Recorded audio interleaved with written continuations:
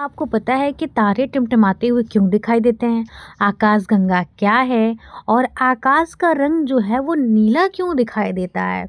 और कुछ क्वेश्चन जैसे चंद्रमा पर कहीं चमकीला व कहीं गहरा दाग क्यों दिखाई देता है? क्या आपने इसको कभी सोचा है?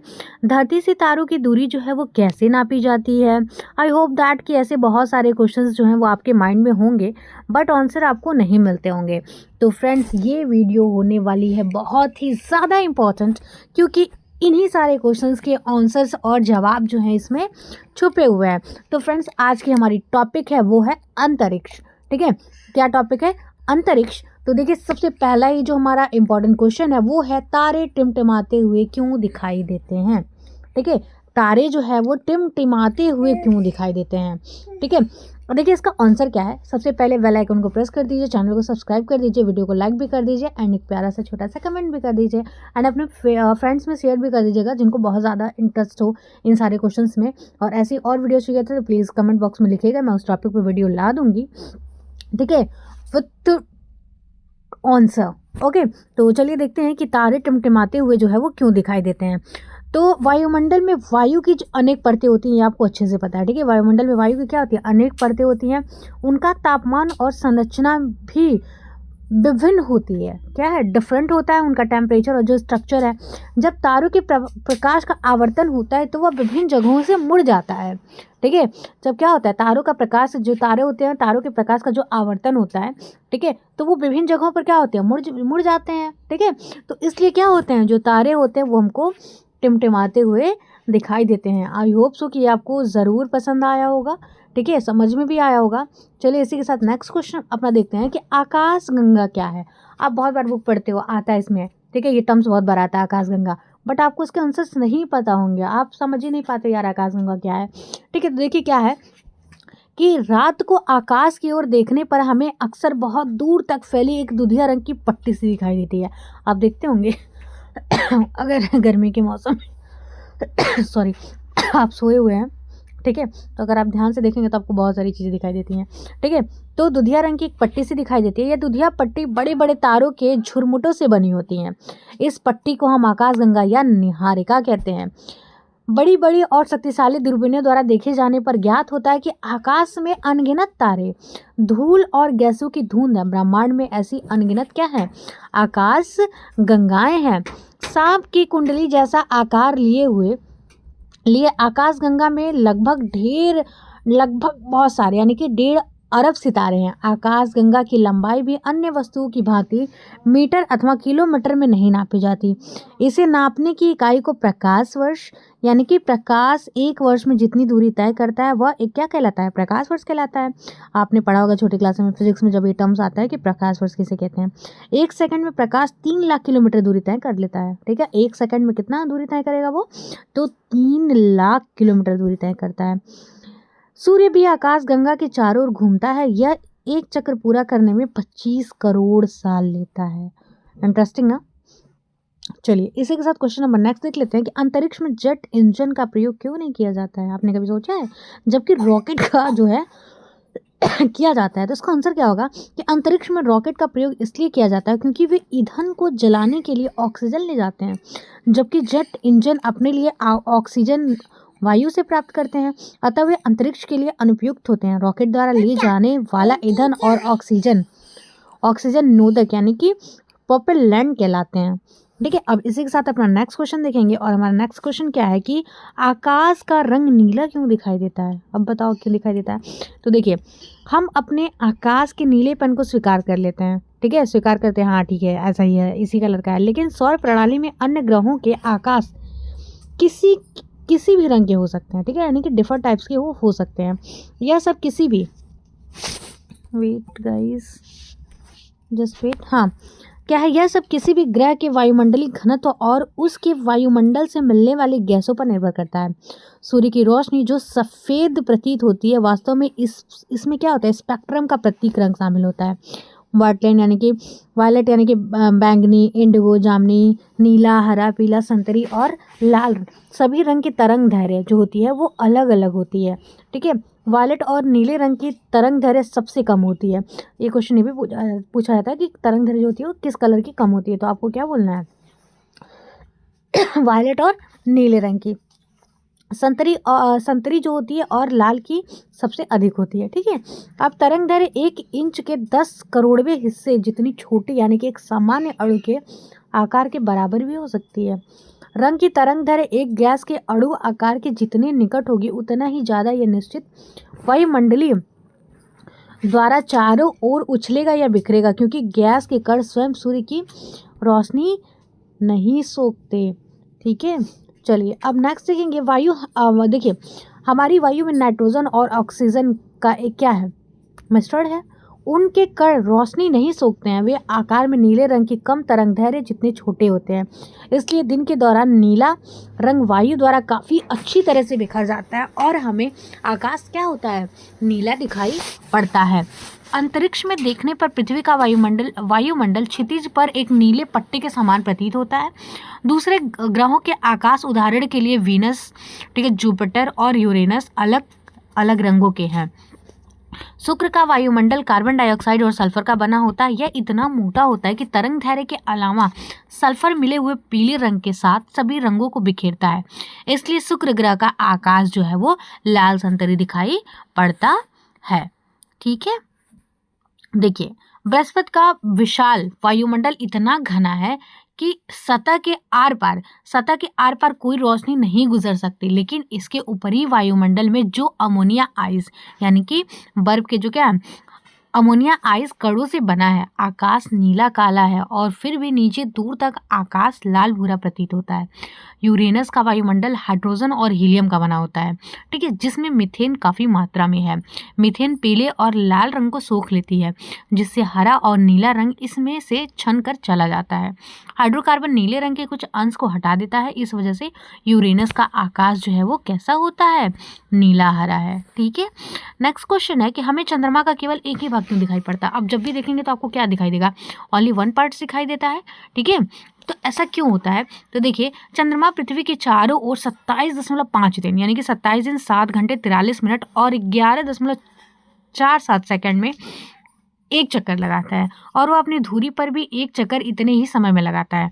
दोनों गतियां एक साथ व एक रफ्तार से होती हैं, अतः चंद्रमा का एक ही भाग हमारे सामने रहता है और दूसरा क्या होता है, सदा मतलब हमेशा छुपा हुआ होता है। क्वेश्चन नंबर नेक्स्ट है कि चंद्रमा पर कहीं चमकीला व कहीं गहरा दाग क्यों दिखाई देता है। आप देखते हो कहते हैं लोग कि अरे यार ये चंदा मामा है, ठीक है, और इनका ये भाग जो है वो ब्लैक है या ये है वो है, बहुत सारी इसकी स्टोरियाँ ऑलरेडी बनी हुई हैं। तो ऐसा क्यों होता है कि चंद्रमा का जो भाग हम देखते हैं उसमें चमकीली और गहरी पट्टियाँ दिखाई देती हैं।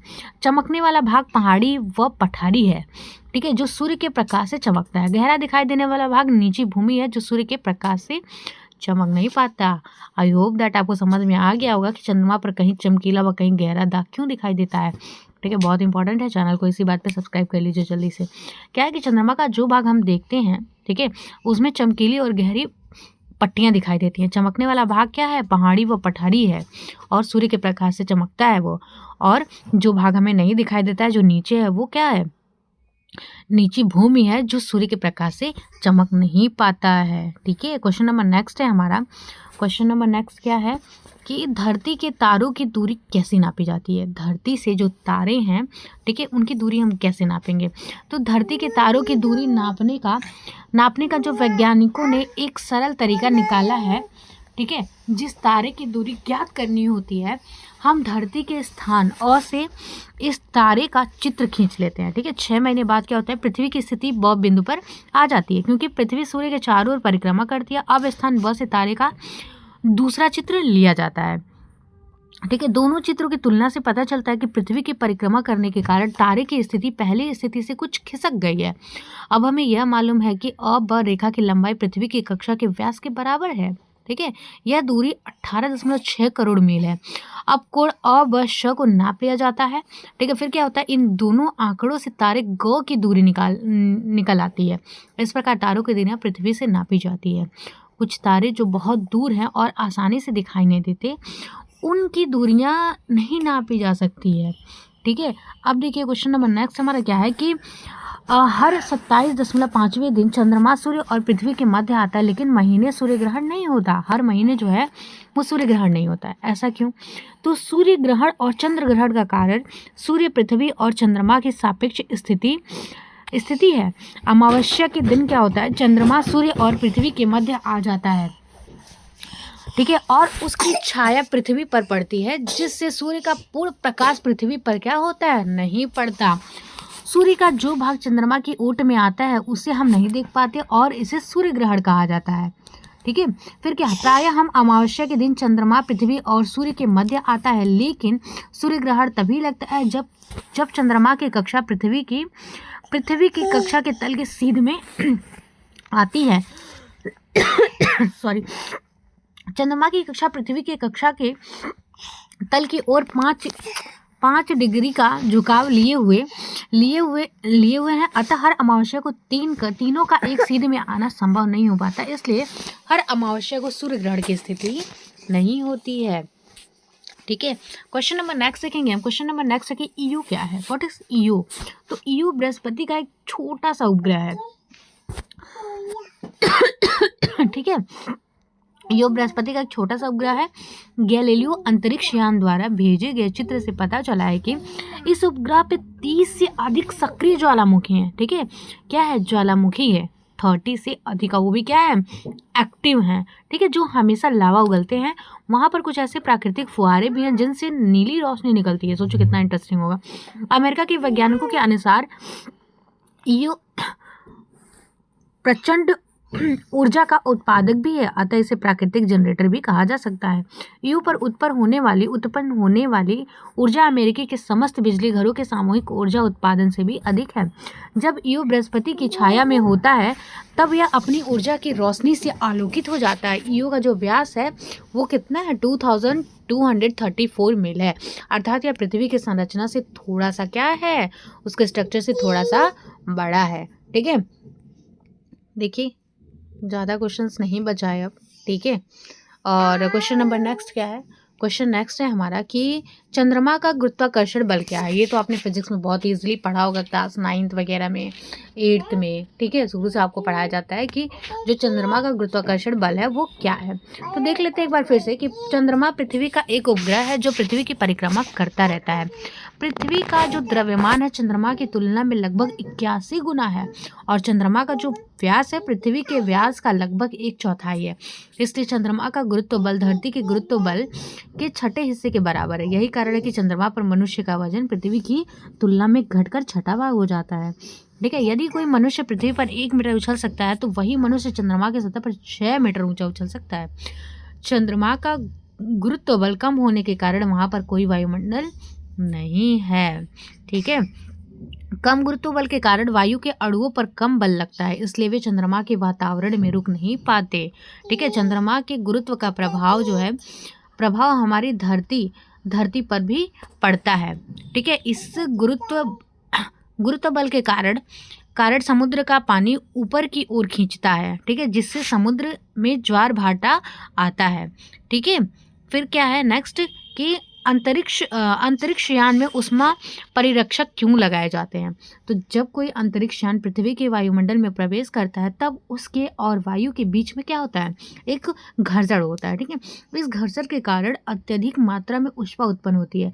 यह ऊष्मा छोटे छोटे उल्का पिंडों को जलाने के लिए क्या होती है? पर्याप्त होती है, ठीक है। नतीजतन अंतरिक्ष यान को अधिक क्षति पहुंच सकती है। इस क्षति से क्या करने के लिए? बचाने के लिए क्या करते हैं? अंतरिक्ष यान में ऊष्मा परिरक्षक लगाए जाते हैं, ठीक है। क्वेश्चन नंबर नेक्स्ट है कि अंतरिक्ष में उपग्रह कैसे ठहरते हैं? आखिर अंतरिक्ष हमारा, ठीक है, उसमें उपग्रह जो है वो कैसे ठहरते हैं, इसको देखना है। तो अंतरिक्ष में एक कक्षा में किसी भी घूमती हुई वस्तु को उपग्रह कहते हैं। क्या है? अंतरिक्ष में एक कक्षा में किसी भी घूमती हुई जो वस्तु है उसको क्या कहते हैं? उपग्रह कहते हैं। चंद्रमा पृथ्वी का एक प्राकृतिक उपग्रह है, ठीक है। अन्य ग्रहों में बुध और शुक्र के अलावा सबके उपग्रह हैं, और अब वैज्ञानिक स्वनिर्मित कृत्रिम उपग्रह भी अंतरिक्ष में भेज रहे हैं, ठीक है। उन्हें रॉकेटों के द्वारा अंतरिक्ष में स्थापित किया जाता है। ये उपग्रह अंतरिक्ष में ऐसे लगते हैं जैसे किसी अखरोट को एक अखरोट के एक धागे से क्या कर दिया गया है? बांध कर लटका दिया गया हो और वह घूम रहा हो, ठीक है। और इसकी गति का केंद्र भिशारी बल इसे बाहर की ओर क्या करता है, धकेलता है। इस पर धरती का गुरुत्वाकर्षण बल इसे दूर जाने से रोकता है। ये दोनों बल क्या हैं, ये दोनों बल इसका संतुलन बनाए रखते हैं और यह कक्षा में घूमता रहता है। पर कोई प्रतिरोध शक्ति काम नहीं करती, क्योंकि अंतरिक्ष में प्रतिरोध के लिए हवा होती ही नहीं। ये उपग्रह वृत्ताकार न होकर, ठीक है, एक वृत्ताकार न घूमकर क्या करते हैं, दीर्घ वृत्त में क्या है, ये घूमते हैं।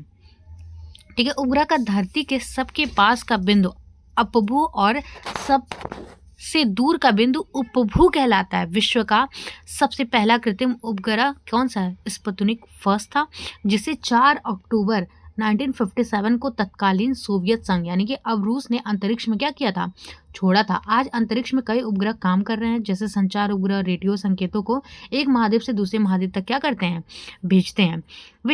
इससे विश्व भर में टीवी और रेडियो के प्रसारण संभव हुए हैं। वैज्ञानिक उपग्रह अंतरिक्ष के वातावरण की जांच पड़ताल के साथ साथ ग्रह, सूर्य तथा अन्य तारों का पर्यवेक्षण करते हैं। मौसम संबंधी उपग्रह धरती के मौसम से संबंधित फोटोग्राफ लेकर उन्हें वापस धरती पर क्या करते हैं, भेजते हैं, जिससे मौसम संबंधी भविष्यवाणी की जाती है। ठीक है, अब देखिए एक क्वेश्चन और, निहारिकाएं क्या हैं। ठीक है, निहारिकाएं क्या है, तो रात में आकाश को किसी दूरदर्शी यंत्र से देखने पर कुछ बड़े बड़े काले या सफ़ेद धब्बे दिखाई देते हैं। इन्हीं धब्बों को निहारिकाएं या नेबुला कहते हैं। निहारिकाएं वास्तव में धुंध के रूप में ही दिखाई देती हैं।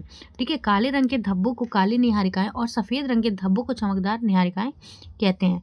निहारिकाएं धूल, गैस और घने तारों का समूह है। लगभग 2000 निहारिकाएं हमारी आकाशगंगा मिल्की वे में हैं। आकाशगंगा के बाहर भी करोड़ों निहारिकाओं के होने का अनुमान लगाया गया है।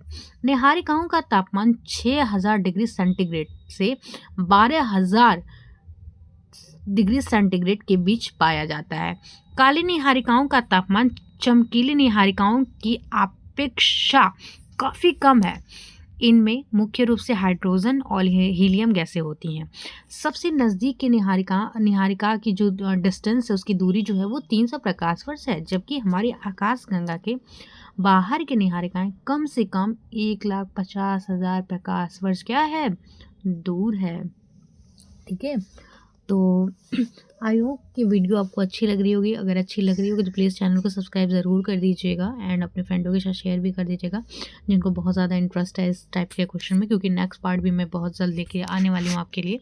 ठीक है, तो क्वेश्चन नंबर है कि सौर मंडल में शनि ग्रह कौन से स्थान पर है। ठीक है, तो शनि सौर मंडल का छठा और बृहस्पति के बाद सबसे बड़ा ग्रह है। बृहस्पति की तरह ही शनि का निर्माण हाइड्रोजन, हीलियम व दूसरी गैस से हुआ है। शनि की मुख्य पहचान उसके छल्ले हैं, जिन्हें सिर्फ दूरबीन से देखा जा सकता है। ठीक है, सौर मंडल का दूसरा सबसे बड़ा ग्रह होने के बावजूद इसका घनत्व जो है सारे ग्रहों से क्या है, कम है। इसका द्रव्यमान पृथ्वी के द्रव्यमान का 95 गुना और घनत्व 0.70 ग्राम प्रति घन सेंटीमीटर है। ठीक है, तो ये था वीडियो। आई होप दैट आपको अच्छा लगा होगा, क्योंकि क्वेश्चन बहुत इंटरेस्टिंग थे। ठीक है, तो ऐसी और वीडियोस अगर चाहिए तो चैनल को प्लीज़ सब्सक्राइब कर ही लीजिएगा। ठीक है, एंड फ्रेंडों के साथ भी शेयर कर लीजिएगा। ठीक है, और इंस्टा टेलीग्राम से भी आप जुड़ सकते हैं, लिंक जो मैं डिस्क्रिप्शन में दे दूँगी। ठीक है फ्रेंड्स, तो ऐसे ही मिलेंगे नेक्स्ट वीडियो के साथ। Finally thanks for watching and thanks to listen me. Okay, bye bye friends, take care.